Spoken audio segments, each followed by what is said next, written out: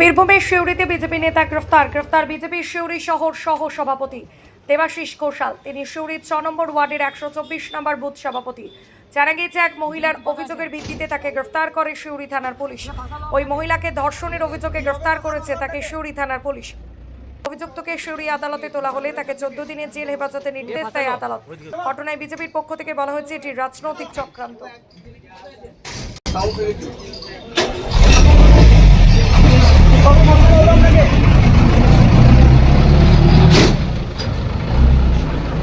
220/2026 এই সিউড়ি থানা এই কেসের কানেকশনে দেবাশিস ঘোষাল বলে একজন ব্যক্তিকে আজকে চিফ জুডিশিয়াল ম্যাজিস্ট্রেটের আদালতে পাঠানো হয়েছিল সিউড়ি থানার তরফ থেকে অ্যারেস্ট করে, এবং তার হয়ে আমরা জামিনের আবেদন করেছিলাম।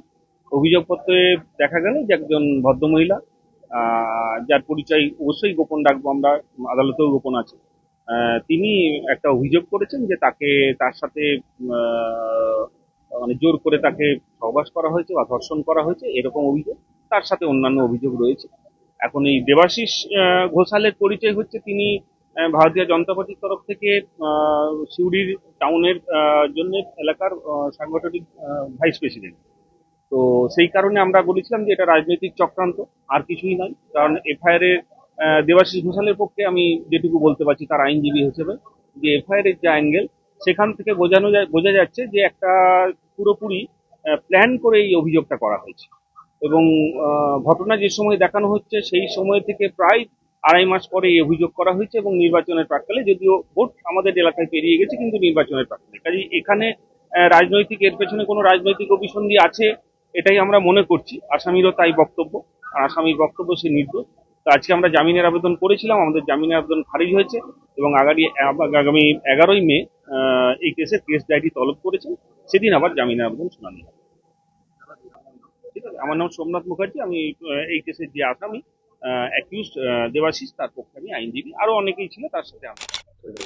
দেখুন, আপনার যে প্রশ্ন সেটি সর্বৈব মিথ্যা।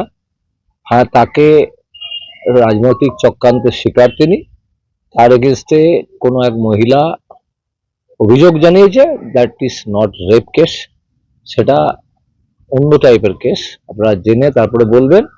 এখানে এটা পিওরলি প্রাইভেট ম্যাটার, এখানে মাথা গলানো ঠিক নয়। কাউরির সঙ্গে কাউরির কোনো ব্যক্তিগত সম্পর্ক থাকতে পারে, সেটা আলাদা ম্যাটার।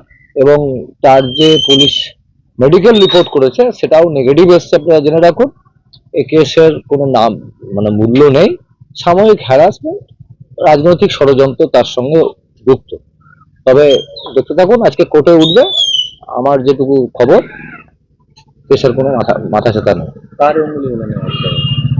দেখুন, এখানে তো কোন রকম যারা বিরোধী তারাই করবে।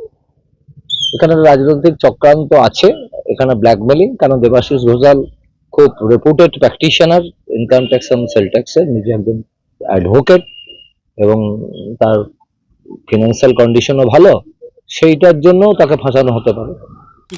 পলিটিক্সটা এখন একটা এমন জায়গায় চলে গেছে যে যে কোনো ঘটনাই ঘটতে পারে। এখন আমরা কি দেখি? আমরা দেখি যে অভিযোগকারিনী, সেই অভিযোগকারিনী কি অভিযোগ করছেন। তিনি অভিযোগ করেছেন যে নাকি শুনলাম আমি যে ফেব্রুয়ারি মাসেও একবার ওনার সঙ্গে এইরকম ঘটনা ঘটেছিল, আবার এখন ঘটেছে। রাতের বেলায় তার বাড়িতে ঠকঠক করে তার ইচ্ছার বিরুদ্ধে জোর করে দরজা খুলিয়ে তাকে রেপ করা হয়েছে। এই ধরনের ঘটনা অত্যন্ত লজ্জাজনক ঘটনা। এই যে দলেই তুমি থাকুন না কেন, যে সেই দলের নেতৃত্ব দেখা উচিত যে এই ধরনের মানুষ যদি দলে থাকে এবং মাথা উঁচু করে থাকে, এবং কোনো ঘটনা ঘটলেই যে না আমাকে মিথ্যা করে ফাঁসি দেওয়া হয়েছে, এটা ঠিক নয়। This is not fair. আমরা বলবো যে প্রশাসন ব্যবস্থা নিয়েছে। মেয়েটি ইতিমধ্যেই ম্যাজিস্ট্রেটের কাছে এসে তার জবানবন্দি দিয়েছেন এবং এফআইআর করেছেন। তিনি অ্যারেস্টও হয়েছেন এবং 14 দিনের জেল হেফাজত হয়েছে। এরপর দেখা যাক তদন্তে কি উঠে আসে। সেইটাই তো অত্যন্ত দুর্ভাগ্যজনক ঘটনা, যে অনেক সময় নেতারা জেনে বুঝেও করেন, অনেক সময় না বুঝেও করেন। ক্ষমতাশালী লোক বলে সেই সমস্ত লোককে নিয়ে অনেকে ঘুরতে চায়। এতে দলের ভাবমূর্তি ক্ষুণ্ণ হয় এবং নেতারও ভাবমূর্তি ক্ষুণ্ণ হয়। এই জিনিসটার অনভিপ্রেত ঘটনা, এই ঘটনা না ঘটাই ভালো।